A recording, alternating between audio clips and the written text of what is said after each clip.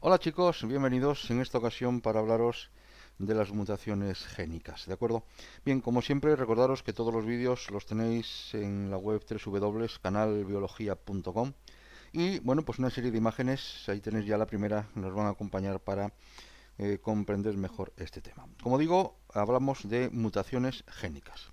Bien, el término mutación, a modo de recuerdo, quiere decir o va a significar cualquier cambio del material genético que va a ser o que es detectable y heredable. Estos cambios pueden producirse, por un lado, en células corporales o en células reproductoras, es decir, células corporales o somáticas o en células reproductoras. ¿Qué ocurre si afecta a una célula corporal o somática o a una célula reproductora? Cuando la mutación se produce en una célula somática, solamente se va a transmitir a las células que se van a formar a partir de esa célula que ha sufrido la mutación por mitosis. Por lo tanto, solo va a afectar al organismo en el cual se produce. Lógicamente, esto puede ser causa de enfermedades graves como por ejemplo el cáncer. Cuando la mutación se produce en una célula reproductora, ahora sí, en las células germinales o en los gametos, ahora sí se va a transmitir a la descendencia. Estas mutaciones son las que lógicamente van a determinar la evolución biológica. Bien, tenemos que tener en cuenta que el material genético de una célula, el ADN, al estar localizado en los cromosomas, según a qué nivel se producen los cambios, podemos distinguir tres tipos, o podemos hablar de tres tipos de mutaciones. Dos ya las hemos estudiado, os pongo ahí el enlace por si queréis recurrir a ellas, y la otra es la que vamos a ver en este tema. Por un lado tenemos las mutaciones genómicas, ¿vale? Si van a afectar al genoma o al conjunto de cromosomas de un organismo, ¿vale? Modificando el número de estos, ¿vale? Tenéis ahí el enlace que os lleva a las mutaciones genómicas por si queréis estudiarlas. Mutaciones cromosómicas.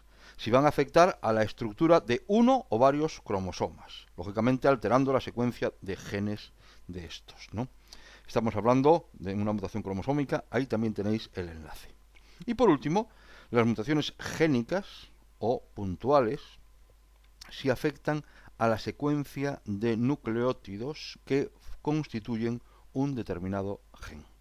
¿Vale?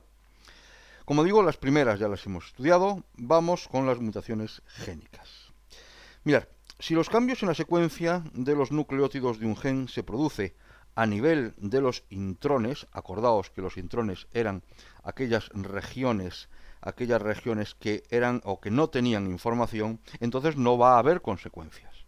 Pero si afectan a los exones, es decir, las regiones con información, o al codón de inicio o de terminación, puede suponer una alteración importante, lógicamente, en la secuencia de aminoácidos de la proteína codificada por ese gen. Lógicamente va a influir también en su función biológica.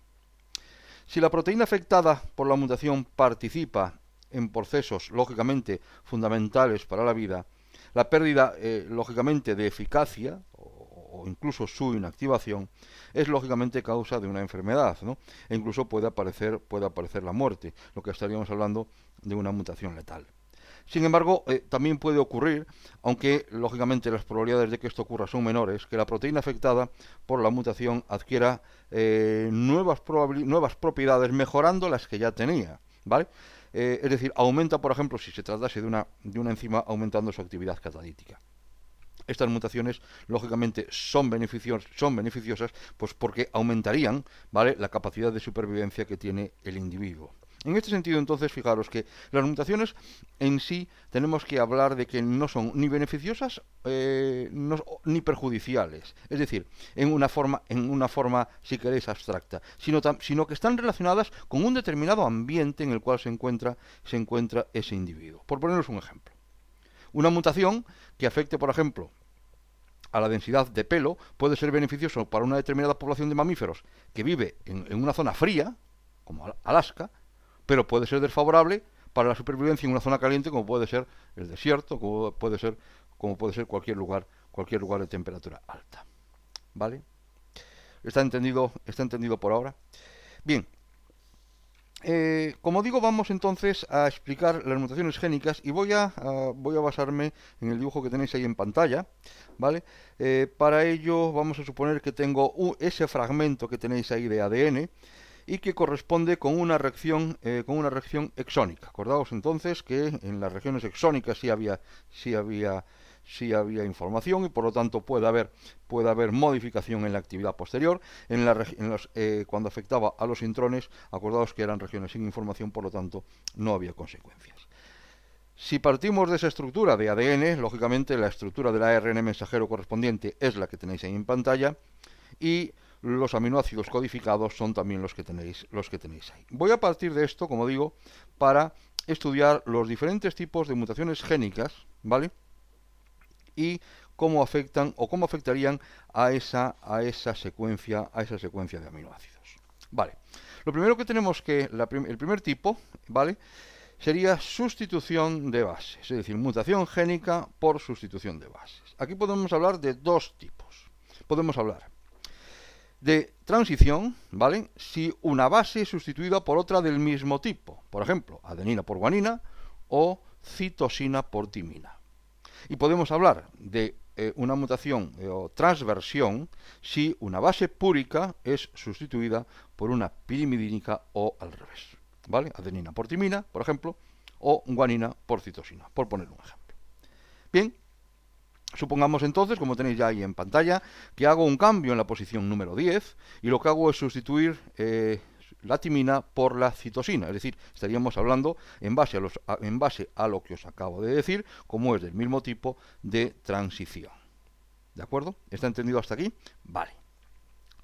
Entonces, si ha cambiado la estructura del ADN, el ARN mensajero correspondiente, veis ahí sería ese nuevo ARN mensajero y como veis ahora la secuencia codificada se ha producido un cambio. En vez de la metionina, ahora mismo el gen codificado, el aminoácido es la valina.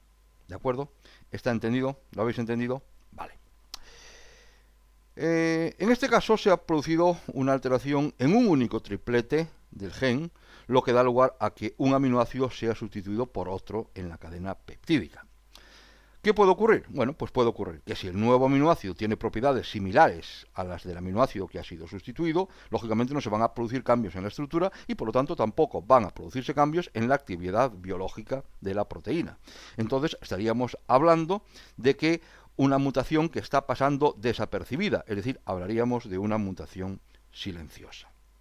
Pero si la diferencia entre ambos es importante, ¿vale? Es manifiesta, entonces la estructura de la proteína se va a alterar, por lo tanto va a perder la actividad biológica en parte o en todo. ¿De acuerdo? También puede ocurrir que debido a la degeneración del código genético, ahí tenéis la imagen que va a representar lo que os voy a decir ahora. Digo que debido a la degeneración del código genético, os pongo ahí el enlace del código genético para que si queréis recordar lo que era esta degeneración del código genético, puede ocurrir, como digo, que no cambie el significado del triplete. ¿De acuerdo? Por lo tanto, estaríamos hablando también de una mutación, en este sentido, silenciosa. Sustituimos, por ejemplo, en la posición número 15, la citosina por la adenina. En este caso, estaríamos hablando ahora de una transversión. Estamos cambiando base púrica por base pirimidínica. ¿De acuerdo? ¿Qué es lo que ocurre? Bueno, pues ahí tenéis marcado. Cambiamos en la posición número 15, citosina por adenina, y como veis, la secuencia de aminoácidos no ha cambiado. ¿Por qué? Porque tanto citosina uracilo, que es la que tenéis ahora como consecuencia de la mutación, como citosina guanina, que era la que teníais o la que teníamos en nuestra secuencia primera, ambas de ellas codifican para el aminoácido prolina, con lo cual estamos hablando también de una mutación silenciosa. También deciros que del mismo modo que si la mutación afecta a un codón de terminación, ¿vale? Cambiando su significado se formará una secuencia de aminoácidos más larga. ¿Está entendido? Vale, como veis no es nada complicado. Esto en cuanto a la primera al primer tipo de mutaciones génicas. Sustitución de bases. Vamos con el segundo. De nuevo tenéis ahí en imagen un dibujo que nos lo va a explicar, ¿vale? El dibujo superior. Bien, en la inserción de bases, ¿qué ocurre? Que ocurre a partir de del punto donde ocurre, lógicamente se inserta una base nitrogenada, pues lo que va a ocurrir es que cambia la información totalmente del gen, ¿de acuerdo? Con lo cual las consecuencias y la secuencia de aminoácidos es completamente diferente, como estáis viendo ahí en comparación o comparándola, si queréis, con la primera. ¿Veis la diferencia que existe a partir del lugar donde se ha producido la inserción? Y el tercer tipo, que es el que se corresponde con la imagen inferior, ahí hablaríamos de eliminación de bases. En este caso, a partir del punto donde ocurre, igual que ocurría con la inserción, pues lógicamente también va a cambiar toda la información del gen. Veis también ahí que la secuencia de aminoácidos es también completamente diferente a la secuencia de aminoácidos que teníamos en la secuencia de partida. ¿Vale?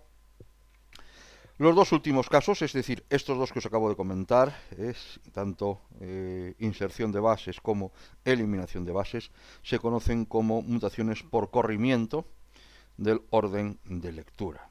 Y las proteínas que se originan como consecuencia de esta mutación, como norma general, carecen casi siempre de actividad biológica. ¿De acuerdo? ¿Está entendido? Espero que hayáis entendido este tema, este capítulo. Si tenéis alguna duda, como siempre, me la comentáis. Y, como siempre, pues muchas gracias por ver los vídeos y gracias por estar ahí.